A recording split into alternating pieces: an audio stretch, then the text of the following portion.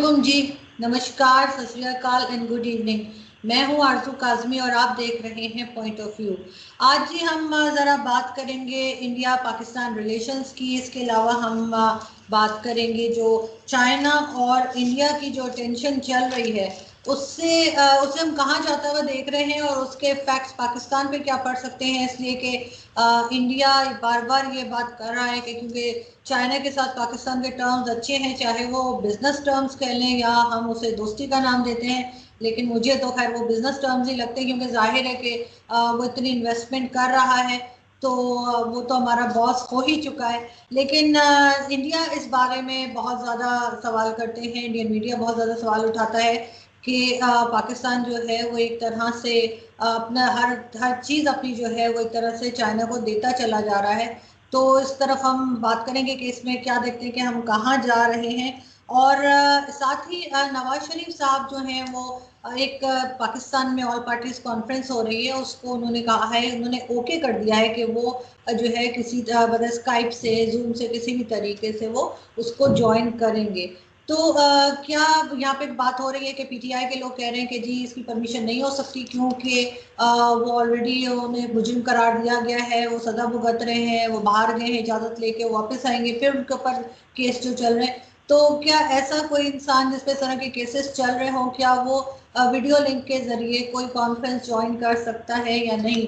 बहरहाल उन्होंने ये कहा है, उनकी जो बेटी है मरियम नवाज, उन्होंने कहा है कि जी हम टीवी पे नहीं दिखाएंगे, हम उनका जो किताब होगा वो हम सोशल मीडिया पे रिलीज करेंगे। ये सवालात और इसी तरह के कुछ थोड़े और टॉपिक्स के साथ हमारे साथ हैं जी बैरिस्टर हामिद भाषानी साहब, जो कि पॉलिटिकल एनालिस्ट भी हैं। बहुत शुक्रिया सर कि आपने ज्वाइन किया, थैंक यू सो मच। आपका शुक्रिया आरजू, बहुत बहुत शुक्रिया। बहुत शुक्रिया सर। सर सबसे पहले हम वही बात करेंगे कि पहले इंडिया पाकिस्तान की बात करते हैं कि ये रिलेशंस जो हैं ये आपको लगता है कि सिर्फ अगर कश्मीर इशू सॉल्व हो जाए किसी भी तरीके से, क्योंकि दोनों कंट्रीज अपनी अलग अलग बात कर रही, किसी की आपस में कोई बात मैच नहीं कर रही, लेकिन फिर भी अगर किसी तरीके से सॉल्व हो जाए तो क्या इंडिया पाकिस्तान रिलेशंस बेहतर हो जाएंगे या तब भी कोई नई बात निकल आएगी? थैंक यू जी। असल में ये बार बार कहा जा रहा है, जैसा कि आपने देखा होगा कि राइट फ्रॉम 47 हैर हुक्मरान जो है उसका कहना ये होता है कि जी अगर कश्मीर का मसला हल हो जाता है तो हमारे दरमियान कोई और मसला नहीं है। मैं बारहा इस चीज़ पे स्ट्रेस कर चुका हूँ कि कश्मीर जो है ना वन ऑफ द प्रॉब्लम्स है, और कश्मीर जो है more like a reflection of other problems, जो जाके सारे जो है उसकी एक लीक जो है ना वो जाके कश्मीर से होती है। और जो डिफरेंसेस हैं वो बहुत ज़्यादा हैं और बड़े वाइटल हैं, और अगर कश्मीर का मसला हल हो भी जाता है तो अगर उन इश्यूज़ को डिस्कस नहीं किया जाता तो मैं नहीं समझता कि ये ताल्लुकात बेहतर हो सकते हैं। उसमें सबसे बड़ा मसला जो है, अगर आप डिटेल में जाएं ना, तो वो एक माइंडसेट है जो क्रिएट हो गया है। और उस माइंडसेट के अंदर अगर मसलन पाकिस्तान की तरफ से एस्टेब्लिशमेंट की ना सिर्फ ये सोच है बल्कि ऐलान आम है, एक होती है सोच, एक होता है ऐलान, बिल्कुल ओपनली डिक्लेरेशन कि जी इंडिया हमारा दुश्मन है और वो हमें निगलने के दर पे है या सोच रहा है। तो जाहिर है कि वो कश्मीर अगर आप उनको दे दें या ले लें, लेकिन ये माइंडसेट अगर अपनी जगह रहेगा, जिसको आप जो है वो ट्रस्ट डेफिसिट कह सकते हैं, तो उस वक्त आप जितनी ज़मीनें इधर उधर कर दें उससे मसला हल नहीं होता। एक तो ये है, मैं समझता हूँ कि बहुत इंपॉर्टेंट है। दूसरा ये है कि राइट फ्रॉम 47 से लेके आप देखें जो इनके डायनामिक्स हैं, उतार चढ़ाव है इनके दरमियान, जो जंगें हुई हैं बार बार, ये सारी चीज़ें, ये एक इतना बड़ी एक बन गई है लेगेसी कि जिससे जान छुड़ाए बगैर आप जो है वो आगे नहीं बढ़ सकते। अब ये दो चीज़ें जो हैं वो बड़ी ज़रूरी हैं। तीसरी चीज़ जो है वो एक नफ़रत का जो बहुत बड़ी एक खलीज है, और उसको हवा दी जा रही है दोनों तरफ से, उस तरफ से भी फंडामेंटलिस्ट फोर्सेस, इस तरफ से भी जो वार मॉन्गर्स हैं या मुख्तलिफ़ किस्म के रिलीजियस इंटरेस्टिंग ग्रुप्स हैं, तो वो इसको मुसलसल फ्यूल कर रहे हैं जी कि हिंदू हमारा दुश्मन है और हिंदू के साथ हमारी वो नहीं हो सकती। तो ये सारी चीज़ें अगर आप देखें तो मैं समझता हूँ कि इनका इतना ही वेट है जितना कि कश्मीर इशू का है। कश्मीर उनको एक समझ लें ग्राउंड मिल गया है ये सारी चीज़ें प्ले करने का। तो इसलिए आपको इसको स्टेप बाय स्टेप डील करना पड़ेगा, एवरी सिंगल प्रॉब्लम को सेपरेटली। सर जैसे टू नेशन थ्योरी का कहा गया था जब पाकिस्तान बन रहा था, तो कहा कि जी टू नेशन थ्योरी है, क्योंकि हम हिंदुओं के साथ नहीं रह सकते, वो हमसे अलग है, वो काफिर हैं, हम नहीं है, इस तरह की जो भी बात हुई थी। लेकिन सर अब तो हम अहमदीस के साथ भी नहीं रहने को तैयार, हम शियों के साथ भी नहीं रहने को तैयार, उनके लिए भी रैलीज निकलती रहती है।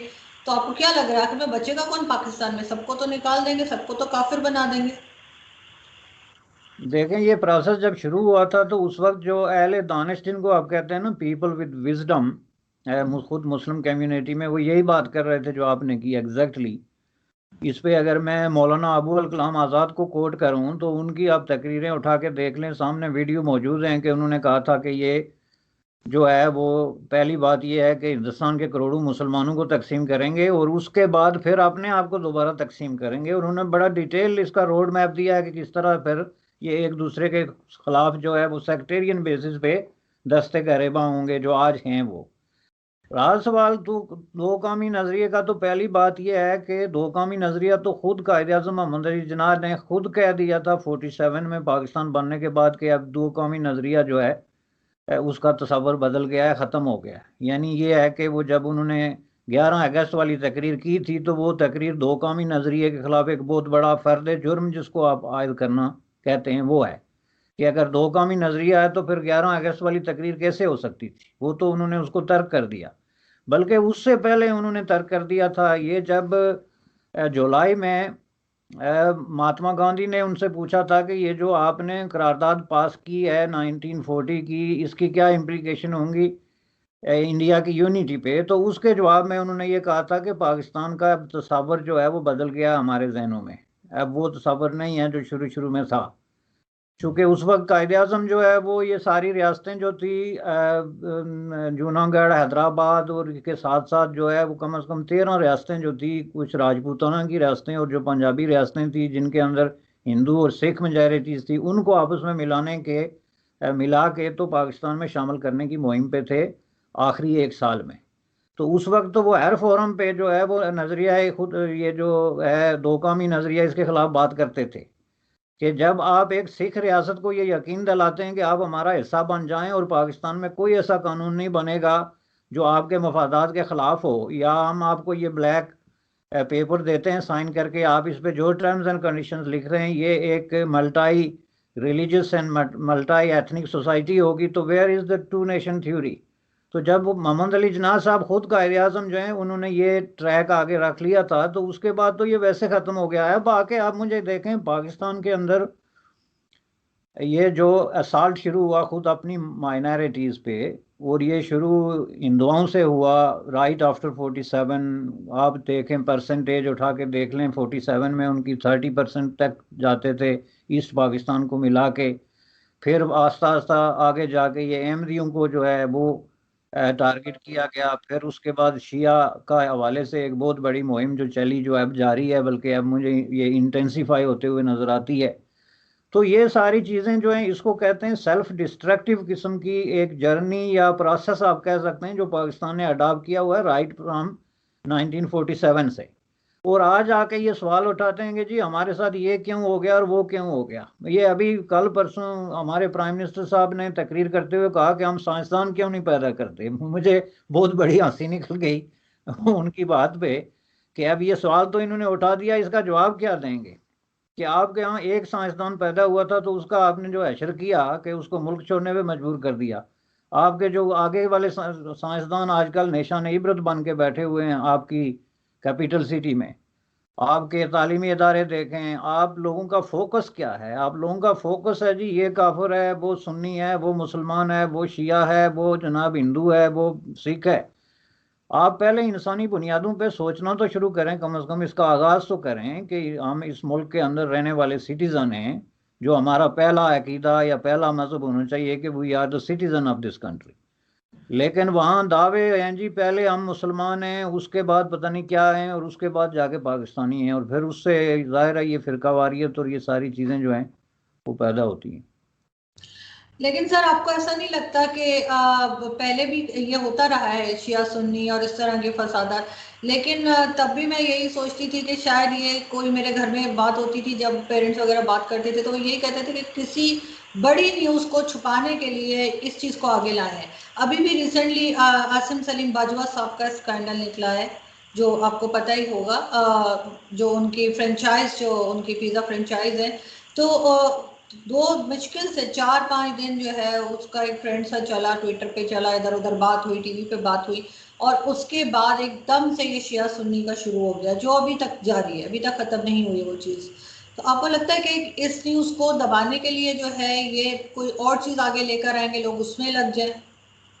ये हमेशा एक बड़ा फैक्टर रहा है जनाब। ये देखें, जो शुरू दिन से ही स्पेसिफिकली जो पाकिस्तान में ऑटोक्रेटिक किस्म की हुकूमतें रही हैं, उनका ये एक बहुत ही पसंदीदा फेवरेट किस्म का टैक्टिक रहा है कि जब कभी भी आपको बहुत बड़ी इस तरह की सिचुएशन हो जिसका आपके पास जवाब ना हो, तो आप एक नया इशू जो है वो खड़ा कर देते हैं। ये आप राइट फ्रॉम जो है वो जाके अयूब खान से देख लें कि अयूब खान जब अपनी पॉलिटिक्स में नाकाम हो गए और वो जो धांधली करके फातिमा जना के खिलाफ जो सिचुएशन उन्होंने क्रिएट की, उसको किस तरीके से डिफ्यूज़ करने के लिए उन्होंने ऐसी सिचुएशन क्रिएट की जो जाके 1965 की वार पे एंड हुई। वो जो ऑपरेशन जिब्राल्टर उन्होंने शुरू किया, उसका मकसद ही यही था कि किसी तरीके से लोग अब चूंकि बहुत सख्त नाराज थे और गुस्से में थे कि ये फातिमा जना के साथ इन्होंने सलूक क्या किया और ज़ुबान क्या इस्तेमाल की, तो उसको फिर हटाने के लिए वो जो है उन्होंने वो काम किया। जनरल ज़िया को आप देखें जिस तरह के काम उन्होंने किए, अपने मार्शल लॉ का बदतरीन उसके हवाले से लोगों की तवज्जो हटाने के लिए कभी कोई पार्टी क्रिएट कराई, कभी तरह तरह के कवानीन बना के, कभी इस्लाम का नाम लेके, कभी कुछ करके, तो वो किया। अब ये इस वक्त जो सिचुएशन है देखें, गुज़श्ता 2-3 साल से जो हो रहा है यहाँ पे कि इंसाफ का कत्लेआम हो रहा है। आपके सामने है कि अपोजिशन पार्टीज़ के साथ क्या सलूक हुआ, उनको किस तरीके से विक्टिमाइज किया गया, उनके खिलाफ किस तरह के जो है वो जाली किस्म के मुकदमात और ड्यू प्रोसेस को किस तरह पास किया गया।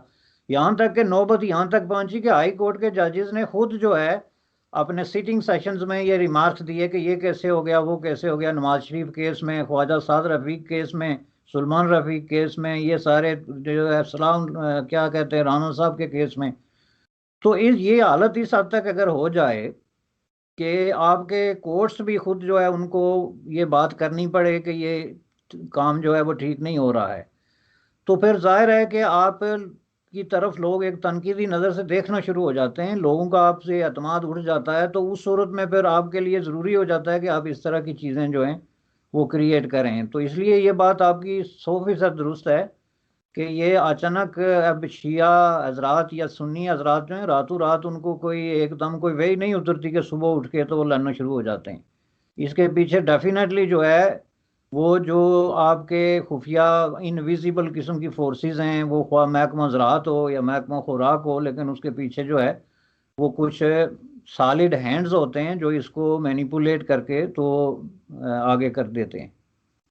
क्योंकि सर कई बार ये भी देखने में आया ना कि मुख्तलिफ रिलीजियस पार्टीज के जो हेड हैं वो बैठ जाते हैं, 20-20 दिन नहीं उठते वो कहीं से, कभी पार्लियामेंट के आगे चले गए, कभी कहीं चले गए, तो उनके लिए भी यही कहा जाता है कि ये इस्टेब्लिशमेंट के आशीर्वाद के बगैर बैठ नहीं सकते, इनकी इतनी औकात नहीं है, इनकी इतनी हिम्मत नहीं है कि ये जाके और कैपिटल में बैठ जाएं और 20 दिन उठे ही ना किसी तरीके से। तो इनको भी कहा जाता है कि कोई प्रेशर होता है जिससे इनको बिठाया जाता है कि यहाँ पे जाके तुम लोग प्रोटेस्ट शुरू कर दो।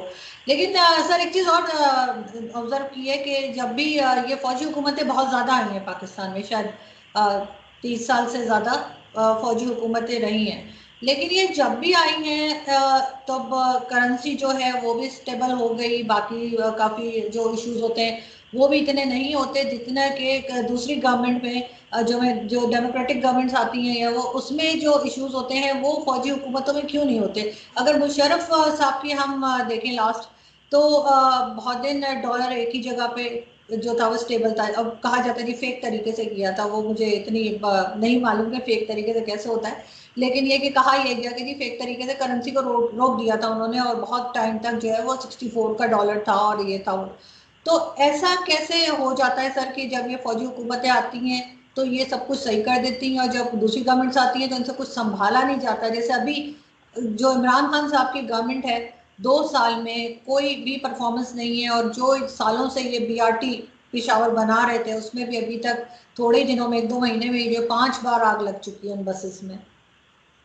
देखें, पहली बात यह है कि ये बात मैं दुरुस्त नहीं मानता कि फौजी हुकूमतें जो है वो चीज़ों को दुरुस्त कर लेती हैं या उनके दौर में जो है वो उस इकनॉमिक सिचुएशन जो है वो बेहतर हो जाती है। होता क्या है कि एक तो वो आर्टिफिशियली इसको इन्फ्लेट करते हैं अपने इंडिकेटर्स को। ये जो आपने कहा ना कि मुझे नहीं पता कि कैसे करते हैं, वो जो है जो इंडिकेटर्स दिखाते हैं, जैसे कि मुशर्रफ ने दिखाए थे वर्ल्ड बैंक को कर्जे लेने के लिए, उसमें जो वर्ल्ड बैंक की शराइत के तहत वो इंडिकेटर चल रहे थे कि हमारी ये चीज़ इतने परसेंट ग्रो हो रही है, इतने परसेंट हो रही है, जो कि नहीं हो रही थी, जिसको आप मिस रिप्रेजेंटेशन कहते हैं इंटरनेशनल, ये जो फिजिकल मामलात होते हैं उसमें फौजी हुकूमतें ये इसलिए करते रहे हैं कि वो किसी के सामने जवाबदेह नहीं थे।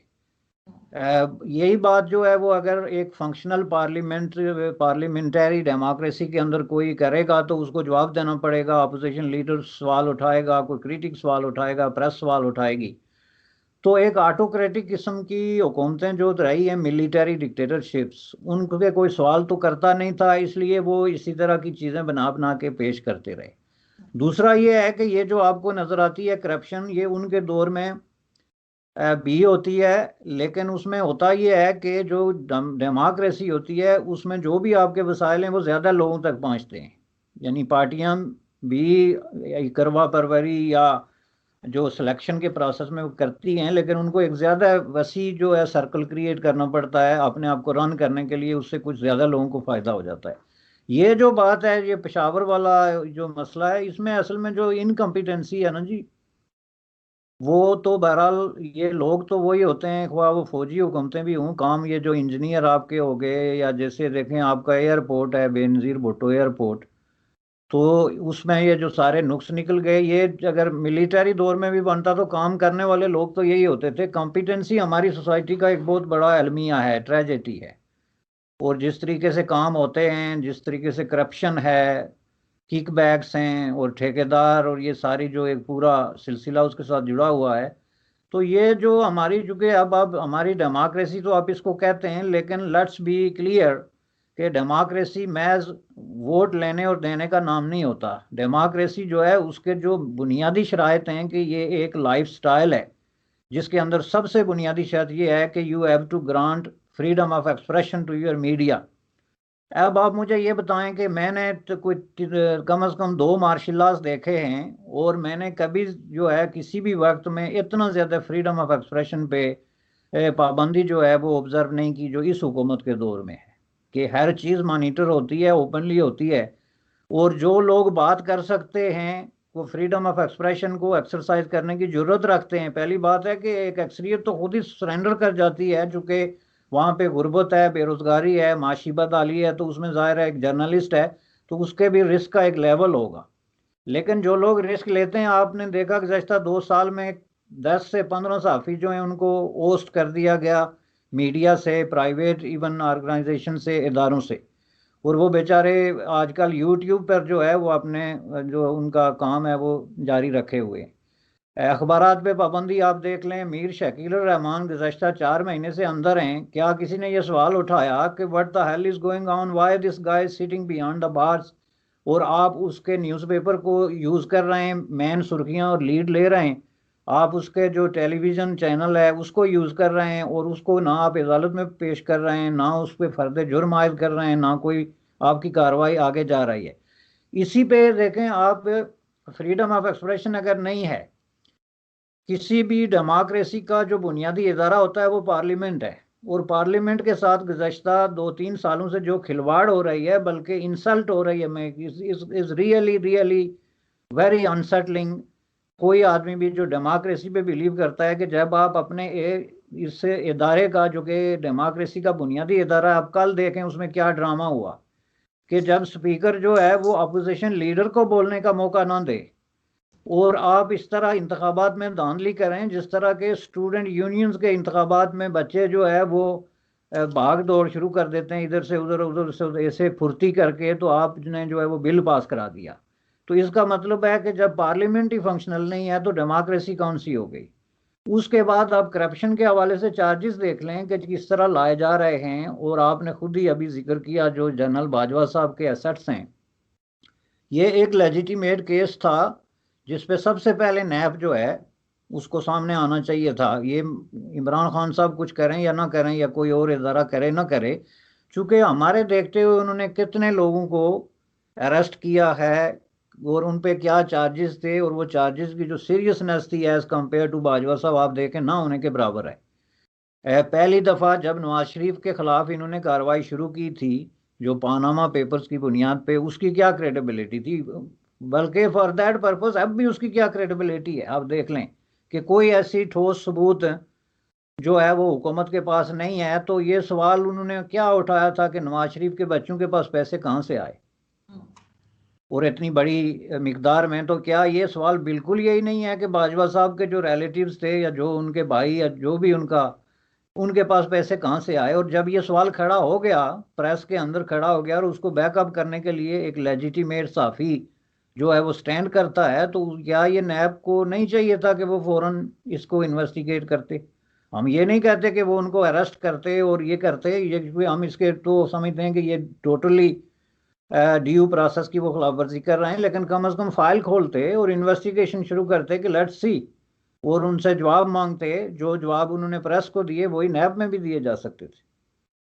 तो इसलिए जनाब ये वन वे डेमोक्रेसी है, और इसके हाथों अगर ये काम हो रहा है तो आप मत समझें कि दिस इज ए डेमोक्रेसी। ये जस्ट देखें, ईरान के अंदर गुज़श्ता 1979 से लेके मसलसल इलेक्शन हो रहे हैं और कोई धांधली की शिकायत नहीं है, कोई इस तरह की मैनिपुलेशन की शिकायत नहीं है। लेकिन कैन वी से कि ईरान में डेमोक्रेसी है? महज इलेक्शन जो हैं उससे डेमोक्रेसी नहीं आ जाती।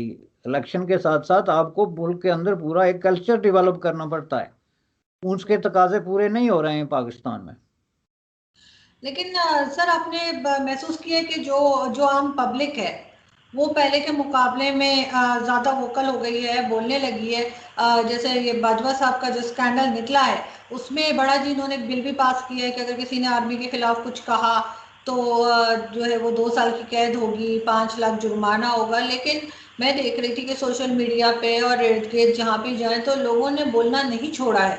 वो आज भी कह रहे हैं कि ये मनी ट्रेल दें और ये बताएं कि इनके पास पैसा कहाँ से आया है। साथ ही एक और भी न्यूज़ चल रही थी, मुझे नहीं पता कहाँ तक ठीक है, लेकिन सुनने में आ रहा था कि चाइना ने भी ऑब्जेक्शन उठा दिया है और पाकिस्तान से कहा है कि इनको सी पैक प्रोजेक्ट से अलग किया जाए। अब देखें कहाँ तक ये जो न्यूज़ है वो सही आती है और कहाँ तक ये कर पाते हैं, क्योंकि इमरान खान साहब तो काफ़ी डरे सहमे से लगते हैं उनको, उन्होंने इसीलिए, वरना जो रेजिग्नेशन उन्होंने दिया था तो वो तो सिर्फ एडवाइजर टू पीएम का दिया था, सी पैक उस वक्त भी नहीं छोड़ा था आसिम बाजवा ने, जो कि उनको अखलाकन खुद ही हट जाना चाहिए था कि जब तक मेरे ऊपर ये केस चल रहा है, मुकदमा है, मैं नहीं रहूंगा।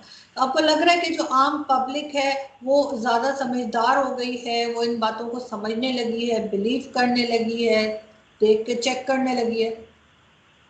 देखें, डेफिनेटली अवाम का शऊर तो ये तजर्बात की रोशनी में बुलंद हो रहा है, इसमें कोई शक नहीं है। दूसरी बात यह है कि देखें, ये आप जो इस वक्त गेम कर रहे हैं, जो रजीम मौजूदा रजीम है, ये काइंड ऑफ, मैं मसलसल इस बात का इज़हार कर चुका हूँ कि ये एक सॉफ्ट किस्म का फाशिज़म है, और ये सिर्फ पाकिस्तान में नहीं है बल्कि ये दूसरे मुल्कों की नकल हो रही है। मसलन हंगरी की, तुर्की की, इस तरह के बहुत सारे ममालिक हैं जिसमें आप इंटरनेशनल रिपोर्ट्स पढ़ के देखें, गुज़श्ता 10-15 सालों के दौरान जो डेमोक्रेसी रिवर्स हुई है, डेमोक्रेटिक राइट्स जो हैं वो कम हुए हैं, फ्रीडम ऑफ एक्सप्रेशन को सलब किया गया है। बल्कि हंगरी को तो उन्होंने डेमोक्रेटिक कंट्रीज़ की फहरिस्त से ही निकाल दिया, हालांकि 15-20 साल पहले वो बेहतरीन डेमोक्रेसी में से एक थी। तुर्की का भी बिल्कुल एग्जैक्टली जो हमारे प्राइम मिनिस्टर साहब का आइडियल मुल्क है, उसके अंदर भी अब उस पर सवाल उठाया जा रहा है कि क्या वहाँ पे डेमोक्रेसी है या नहीं है, यानी। और ये एक सीरियस सवाल है, क्योंकि जब आपकी जेलों में साफ़ी बंद हूँ, 150-200 की तादाद में आपके सियासी कैदी हूँ, आपकी फ्रीडम ऑफ एक्सप्रेशन सलब हो, तो आप उसको डेमोक्रेसी नहीं कह सकते। उसका जो है ना, ये एक्शन रिप्ले हो रहा है पाकिस्तान में, एक सॉफ्ट टाइप किस्म का वो जो टैक्टिस इस्तेमाल कर रहे हैं, उसकी वजह से उनका प्रॉब्लम ये है कि एक ही वक्त में वो अवाम की मोहब्बत भी चाहते हैं और उनको खौफ में भी मुब्तला करना चाहते हैं।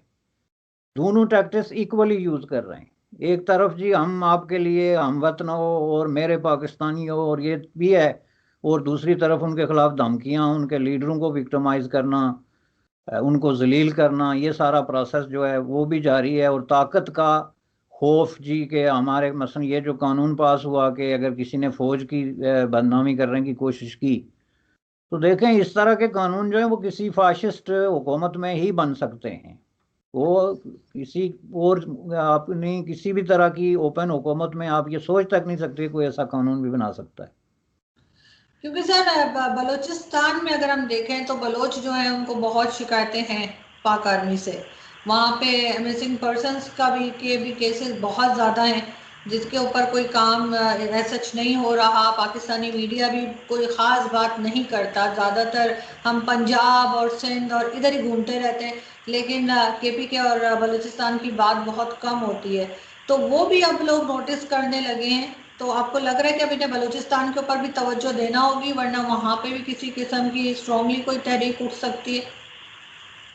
देखें जी, वो बलूचिस्तान का जो मसला है वो तो अब एक ट्रेजेडी की शक्ल इख्तियार कर गया है ना। मिसिंग पर्सन तो अब आप देखें कि खुद जो रूलिंग एलीट है वो भी इससे इनकार करने की जरूरत नहीं करती कि वहाँ मिसिंग पर्सन नहीं है और इतनी बड़ी तादाद में नहीं है। अब ये जो कमीशन बन रहे हैं, या ये जो कमीशन कुछ लोगों को बरामद भी किया, अभी मैं पढ़ रहा था पिछले दिनों 7 आदमी या कुछ लोगों ने निकाले हैं कहीं से। तो मिसिंग पर्सन जो है एक बहुत बड़ी ट्रेजेडी है। और जाहिर है मिसिंग पर्सन क्या है, ये एक समझने की चीज़ ये है कि एक पॉलिटिकल प्रॉब्लम को मिलिटरीली जो है रिजॉल्व करने की कोशिश की जा रही है। और वही बात जो मैंने पहले की कि आप लोगों को ज़बरदस्ती खामोश कराना चाहते हैं ताकत के ज़ोर पे, और उसके साथ साथ उनकी मोहब्बत के भी तालबगार हैं कि बलोच हमसे मोहब्बत भी करें और कहें कि नहीं जी हम पाकिस्तान के लिए मरने मारने के लिए तैयार हैं, हम जो है वो कोई ऐसा मसला नहीं। लेकिन दूसरी तरफ उनको इस तरीके से इतने बड़े पैमाने पे विक्टिमाइज करके, मैनिपुलेट करके, जितनी ज़्यादा मैनिपुलेशन बलूचिस्तान असेंबली और पॉलिटिक्स में आपने देखी कि किस तरह वहाँ पे पार्टियों की पार्टियां और पार्लियामेंटेरियंस और ये चीज़ें जो बदलती हैं, ये क्या है? एक तरफ पॉलिटिकल मैनिपुलेशन है, दूसरी तरफ से ऑपरेशन है बिल्कुल खुला किस्म का, और तीसरी तरफ से लोगों को डिसअपीयर किया जा रहा है। और इसमें बात सिर्फ इतनी है कि बलोचों को उनके राइट दिए जाएं, और इस पे बात कोई करने के लिए तैयार नहीं है कि उनके राइट्स हैं क्या और वो कैसे दिए जा सकते हैं। पख्तूनख्वा में भी अब तकरीबन ये सिचुएशन जो है वो आपके सामने गुज़श्ता 1-1.5 साल से वहाँ डिफरेंट किस्म के ग्रुप्स जो हैं, यानी जहाँ पे आप जो है वो पार्लियामेंटेरियन को अरेस्ट कर लें विदाउट एनी प्रोसीडिंग के, और इस तरह के मामलात जो हैं वो इख्तियार करें, लोगों पे फतवेबाजी कि जी ये गद्दार है और वो एजेंट है, इस तरह का प्रोसेस शुरू करें, तो उसमें फिर जाहिर है कि लोगों का एतमाद तो उठ जाता है। ये अलग बात है कि उसमें कोई देर लगे उसको रिएक्शन को शो करने में, लेकिन तारीख में आपने देखा है कि ये टैक्टिसेस जो हैं वो फाइनली नाकाम होते हैं। बांग्लादेश में क्या हुआ था हमारे सामने मौजूद है। 3 महीने पहले तक भी जो है ये तस्लीम करने के लिए तैयार नहीं थे कि यहाँ पे ये कोई पॉलिटिकल इशू है और इसको पॉलिटिकली रिजॉल्व किया जाना चाहिए। और उन्होंने जो दावे किए थे, जो सारी चीज़ें वो सामने आपके सामने हैं कि विद इन 3 मंथ्स जो है वो बांग्लादेश बन गया और उनके दावे वहीं के वहीं रह गए। तो इसलिए इससे सबक सीखने वाली बात होती है। ज़ाहिर है बलूचिस्तान में भी उसी तरह की सिचुएशन क्रिएट हो सकती है, क्योंकि उनका हर काम का एक होता है पैमाना सब्र का। या आप किसी जगह पे मैनिपुलेट भी अगर करके चीज़ें चला रहे हैं तो उसकी भी एक लिमिट होती है। तो मैं समझता हूँ कि वहाँ सिचुएशन जो है वो अब ट्रेजेडी की शक्ल इख्तियार कर गई है। तो सर आप इमरान खान साहब की गवर्नमेंट को कैसे देखते हैं? इनके अभी 2 साल कंप्लीट हुए हैं और अभी जैसे मैंने अपने इंट्रो में भी कहा था कि नवाज शरीफ साहब जो है वो ऑल पार्टी कॉन्फ्रेंस में जो है वो वीडियो लिंक के जरिए खिताब करना चाह रहे हैं।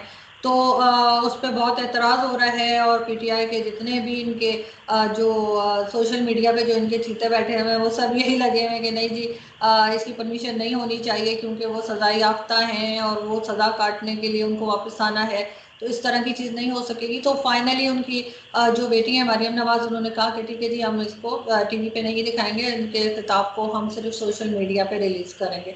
तो आपके ख्याल से इस तरह की परमिशन होती है क्या? अगर कोई इस तरह से अदालत के जरिए किसी पे सजा हो और वो सजा काट रहा हो या केसेस भुगत रहा हो, तो क्या वो टीवी चैनल्स पे आके या अपने किसी ऑल पार्टी कॉन्फ्रेंस टाइप की किसी चीज में नहीं आ सकते, चाहे वो 3 दफा के प्राइम मिनिस्टर ही क्यों ना हो? देखें ये तो बहुत बड़ी एक मजाक है जी। नवाज शरीफ केस जो है ना is really a very very testing case. कि पाकिस्तान में सिस्टम को किस तरह मैनिपुलेट किया जाता है और कानून को किस तरह गलत इस्तेमाल किया जाता है। कानून में बहुत सारी चीज़ों की इजाज़त नहीं है, कानून में इस चीज़ की भी इजाज़त नहीं है कि आप एक सिटिंग प्राइम मिनिस्टर को इस तरह के जो है बगैर किसी सबूत के अरेस्ट करके उसको आप जलील करके और उसके ख़ानदान को आप तबाह करके, तो उसके बाद आपके जजेस खुद ये डिसीजन देना शुरू हो जाएं कि ये गलत हो गया था और वो गलत हो गया था। इस चीज़ की कानून में कहाँ इजाज़त है। जहाँ तक कानून का ताल्लुक है तो कानून किसी को अगर वो कन्विक्टेड भी है तो इस बुनियाद पे वो उसके बुनियादी हकूक़ से महरूम नहीं करता। हम अगर किसी को सज़ा देते हैं तो उसकी सिर्फ एक मकसद होता है, पूरी दुनिया के किसी भी कॉमन लॉ केसेस में आप देखें उसका मकसद क्या होता है, सज़ा का। सज़ा का मकसद होता है बंदे की लिबर्टी को रोकना, उसकी फ्रीडम और लिबर्टी जो है वो छीन लेना। That's it. जिसका मतलब ये है कि बंदे को आप एक लिमिटेड एरिया के अंदर जो है कन्फाइन कर देते हैं कि because you are convicted therefore you stay here. बाकी उसके जितने राइट्स होते हैं, जो उसके फंडामेंटल राइट्स हैं, उनमें से सिर्फ वो राइट्स आपको सर्व करने की इजाज़त है जो ये पर्पस सर्व करने के लिए हो कि बंदा यहाँ से बाहर नहीं जा सकता। दैट मीन्स कि उसका फ्रीडम ऑफ मोबिलिटी जो है आप कन्फाइन कर सकते हैं। बाकी जितने उसके राइट्स हैं, फ्रीडम ऑफ एक्सप्रेशन है, फ्रीडम ऑफ थॉट है, इस तरह के जिसकी वजह से उसकी जो कन्फाइंड हैसियत पे असर नहीं पड़ता, वो सल्व करने का आपको कानून अख्तियार नहीं देता, नंबर एक। नंबर दो ये है कि ये टीवी को मना कर सकते हैं कि आप किसी कन्विक्टेड का स्पीच टीवी पे ना दिखाएं, ये बात समझ में आती है। लेकिन कन्विक्टेड को ये नहीं कह सकते कि तुम स्पीच ना करो।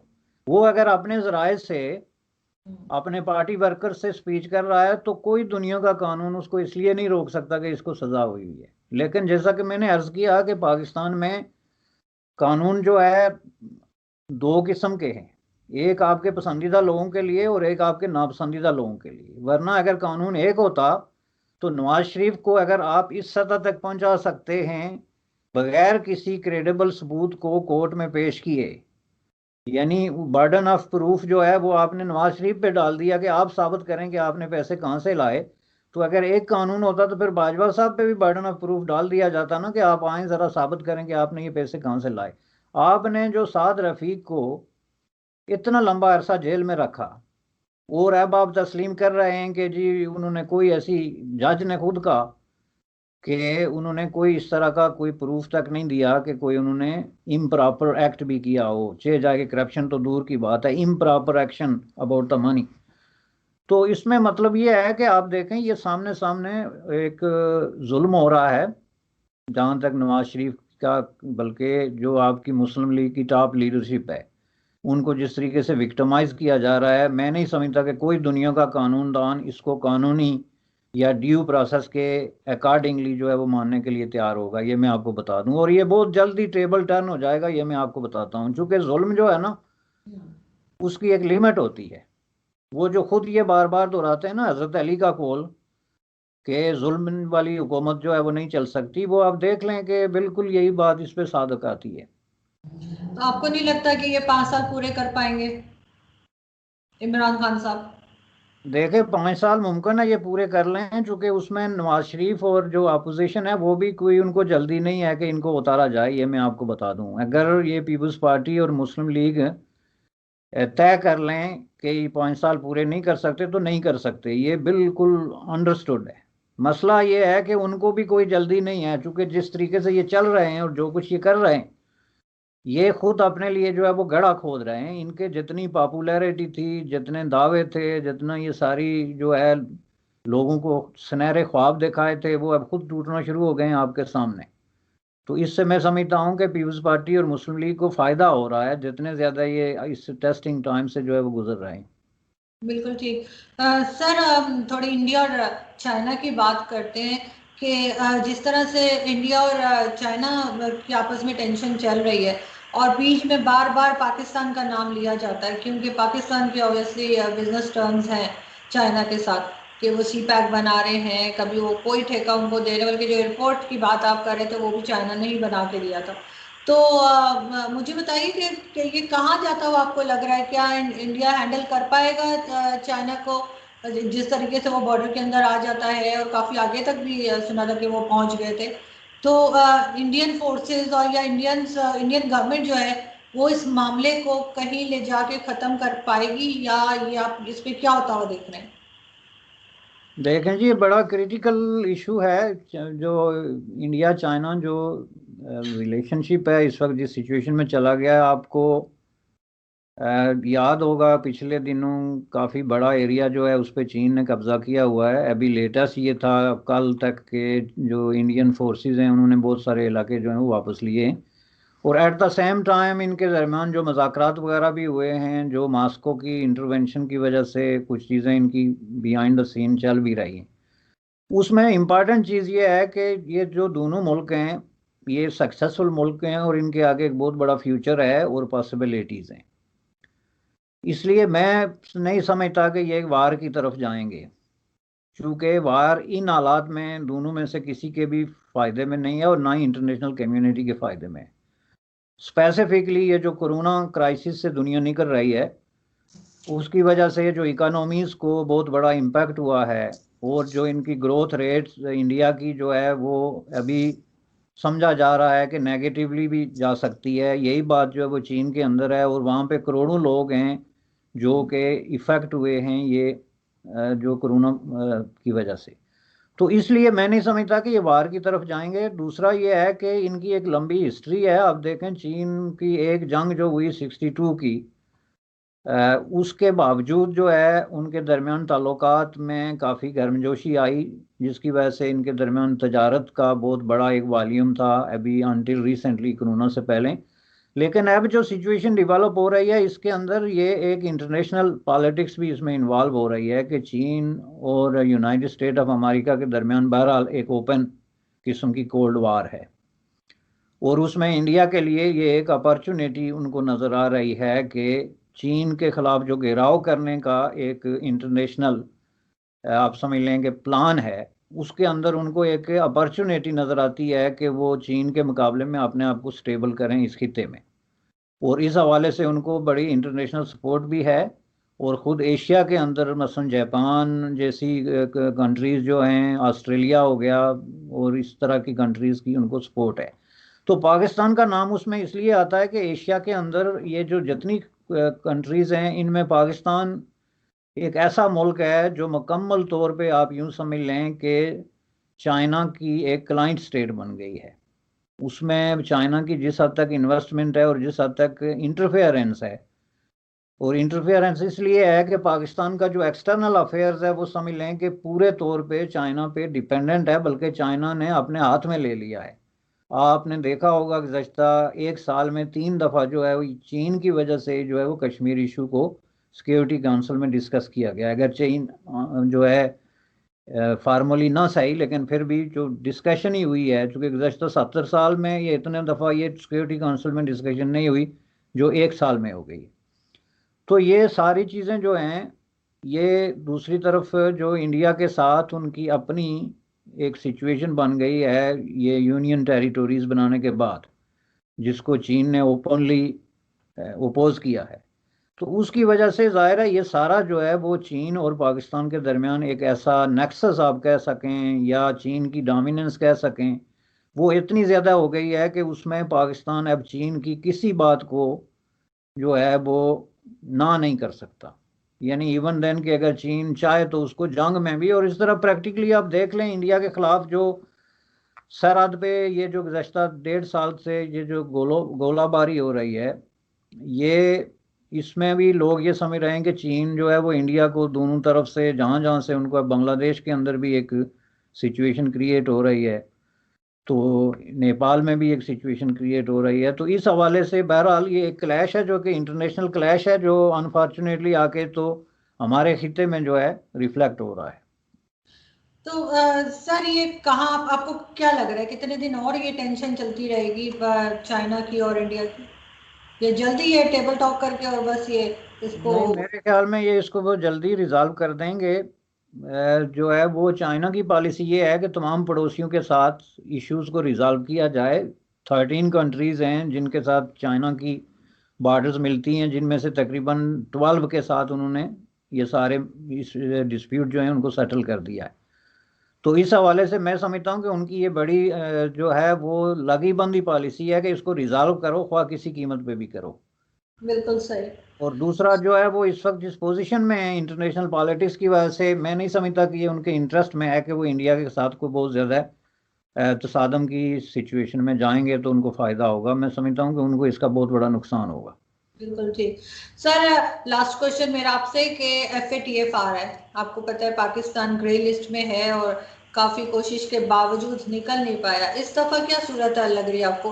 क्योंकि इन्होंने कई लोगों को, चाहे वो हाफिज सईद हों या मसूद अजहर हों और इस तरह की बहुत सारी जो ऑर्गेनाइजेशन, बैन ऑर्गेनाइजेशन जो है, उनके ऊपर भी इन्होंने पाबंदी लगाई है। अब ये और बात है कि वो नाम बदल के फिर आ जाते हैं और इलेक्शन तक लड़ लेते हैं, लेकिन इन्होंने कुछ कोशिश की है। तो आपको लग रहा है कि निकल पाएंगे ये ग्रे लिस्ट से? देखें जी, ये इस वक्त जो कुछ इन्होंने पार्लियामेंट में किया ना, ये भी ग्रे लिस्ट की वजह से ही किया कि ये जो धूस और धांधली के जरिए उन्होंने कानून पास करा दिया, इसका बेशतर हिस्सा जो है वो इसी वजह से था। तो इसलिए इस दफ़ा इनके पास काफ़ी कुछ है पेश करने के लिए, डिस्पाइट द फैक्ट कि ये जो इलीगल या बैन किस्म की ऑर्गेनाइजेशन, इस्लामिक फंडामेंटलिस्ट ऑर्गेनाइजेशन है, ये स्टिल ऑपरेट कर रही हैं, ये आपकी बात दुरुस्त है। और ये स्पेशली जो आज़ाद कश्मीर के इलाके में बिल्कुल ओपनली जो है वो वही काम कर रही हैं जो वो पहले करते थे, चंदे कर रहे हैं, जलसे कर रहे हैं। So I don't know how to define operating, कि जब वो सारा काम वही कर रहे हैं और काम ही दो थे उनके, एक लोगों को दर्श देना कि जहाद करो या दहशत गर्दी का दर्श देना, और दूसरा चंदा जमा करना, तो वहाँ पे ओपनली ये दोनों काम इस वक्त भी हो रहे हैं। लेकिन वहाँ चूंकि मेरे ख्याल में कोई मीडिया नहीं है या इस वजह से मुमकिन है अननोटिस जा रहा हो, लेकिन खुद पाकिस्तान के अंदर भी आप देखें डिफरेंट नामों से और डिफरेंट रूप लेके तो ये काम हो रहा है। अलबत्ता ये पार्लियामेंट का बिल जो है ये एक सब्सटेंशियल किस्म की अचीवमेंट है जो ये पेश करेंगे कि देखें जी हमने ये सारे कवानीन बना दिए, क्योंकि उसमें एक बड़ा इशू बेशक जो है वो टेररिस्ट ऑर्गेनाइजेशन भी थी, लेकिन एक बड़ा इशू जो है वो मनी लॉन्ड्रिंग था, जो इंटरनेशनल जो मॉनिटर करते हैं फंडिंग को उनके नज़दीक। तो अगर ये ग्रे लिस्ट से नहीं निकल सकते मे भी, लेकिन ब्लैक में जाने से बहरहाल बच जाएंगे, ये अब तय है। लेकिन सर, यहाँ पे जिस तरह से अब जो माइनॉरिटीज हैं पाकिस्तान में जो अब बच गई हैं, क्योंकि काफी सारी तो कहा यह जाता है ना कि जी जब बांग्लादेश बना तो बहुत सारे लोग उधर चले गए, लेकिन खैर जो रह गए थे उनको भी ज्यादातर को आपको पता है कि भगा दिया है या मार दिया है या फिर उनके रिलीजन चेंज करवा दिया। तो उनके ऊपर अभी भी सिंध में जो है वो उनकी बच्चियों को उठा के ले जाते हैं, ये कोई ढकी छुपी बात नहीं है। साल में 1000 से ऊपर वो बच्चियां जो हैं, चाहे वो 13 साल की हों, 14 साल की हों, और बड़े धड़ल्ले से उठा के ले जाते हैं। और जो लोग उठाते हैं ये मियाँ मिट्ठू और इस तरह के लोग, उनके साथ प्राइम मिनिस्टर और दूसरे मिनिस्टर्स की पिक्चर्स भी होती हैं। ये चीज़ है। उसके अलावा इस्लामाबाद में जैसे मंदिर बनने जा रहा था, उसके ऊपर एक हंगामा खड़ा हो गया और जाके वहां पे अजानें देना शुरू कर दी, ईंटें तोड़नी शुरू कर दी, सब सब मतलब उसको बनने नहीं दिया। अभी तक दोबारा से उस पर काम शुरू नहीं हो सका है। बलूचिस्तान में आपने खुद भी कहा है कि, और सभी जानते हैं, मिसिंग पर्सनस का मामला है। हयात बलोच जैसे लोगों को दिन दहाड़े गोलियां मारी जा रही हैं, जो इनके अपने ही एहलकार मार रहे हैं। तो ये सारी चीजें जो है ये इनको किसी तरफ से इस चीज को, FATF के मामले को डैमेज नहीं करें? डेफिनेटली कर रही हैं जी। ये तो इस मामले में तो पाकिस्तान का जो ट्रैक रिकॉर्ड है वो इंटरनेशनली आप देख लें कि बिल्कुल क्लियर है, और इस पे बहुत पाकिस्तान को बाहर से कम्युनिकेशन हुई है कि ये आप इसको रोकें, और कितनी दफ़ा इन्होंने वादे भी किए।